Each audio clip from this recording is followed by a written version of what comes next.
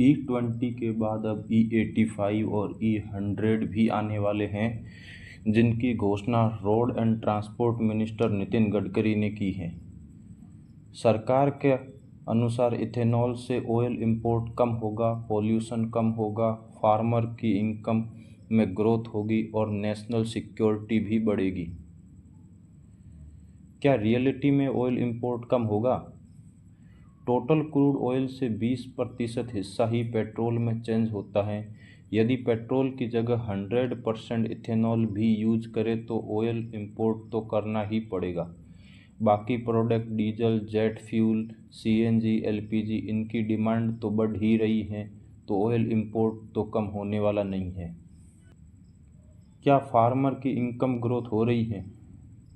नितिन गडकरी ने कई बार बताया कि फार्मर की इनकम ग्रोथ होगी, क्योंकि फसल और एग्रीकल्चर वेस्ट दोनों बेचने से फार्मर का प्रॉफिट होगा।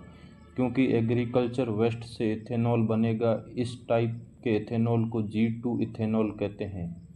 इस समय टोटल इथेनॉल प्रोडक्शन में G2 इथेनॉल की हिस्सेदारी 1% से भी कम है। क्या इथेनॉल व्हीकल के लिए अच्छा है? 5% इथेनॉल ब्लेंडिंग व्हीकल के लिए अच्छा है, जो कि एंटी नॉकिंग का काम करता है। इससे पहले इसके स्थान पर टेट्राएथिल लेड का यूज़ किया जाता था, जो कि इन्वायरमेंट के लिए बहुत ही ज़्यादा हानिकारक था।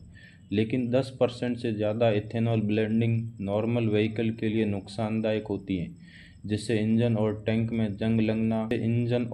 में जंग लग सकती है और माइलेज भी कम होता है।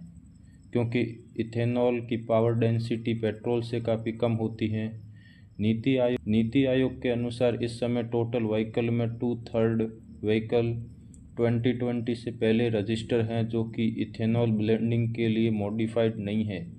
इसमें सीएनजी की तरह कोई किट भी नहीं लगाई जा सकती। जिस तरह पेट्रोल व्हीकल को सीएनजी में चेंज करने के लिए किट आती है, इस तरह की किट इथेनॉल के लिए नहीं है। इथेनॉल ब्लेंडिंग के लिए एग्रीकल्चर साइकिल भी चेंज हो रहा है। वाटर इंटेंसिव क्रॉप की खेती ऐसे एरिया में भी हो रही है जहां पानी की पहले से कमी है, जिससे वाटर क्राइसिस और ज़्यादा बढ़ सकता है। गवर्नमेंट हर बार ब्राज़ील के इथेनॉल ब्लेंडिंग प्रोग्राम का एग्जाम्पल देती रहती है। ये बात भी जानना ज़रूरी है कि ब्राज़ील भारत से 2.5 गुना बड़ा है, उनकी पॉपुलेशन भारत से 7 गुना कम है। वहाँ टोटल वर्ल्ड का 12% फ्रेश वाटर है, जबकि भारत में केवल 4% फ्रेश वाटर है और 17% वर्ल्ड पॉपुलेशन। इसी तरह यूएसए भी हमसे 3 गुना बड़ा है, उनकी पॉपुलेशन हमसे 4 गुना कम है। ब्राज़ील यूएसए इतनी ज़्यादा इथेनॉल के लिए खेती कर सकते हैं, भारत नहीं, क्योंकि न तो हमारे पास इतना पानी है और न ही ज़मीन।